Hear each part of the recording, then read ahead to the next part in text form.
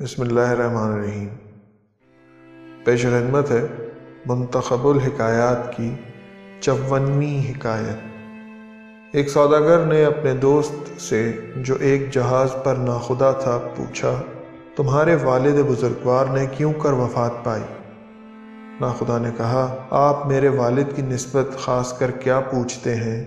میرے آبا و اجداد سب ڈوب کر مرتے آئے ہیں، اس واسطے کہ سدھا پشت سے جہاز رانی کا پیشہ ہمارے خاندان میں ہے۔ سوداگر نے کہا، کیا تم کو ڈر نہیں لگتا کہ تم بھی باپ دادوں کی طرح ایک نہ ایک دن ڈوب کر مرو گے؟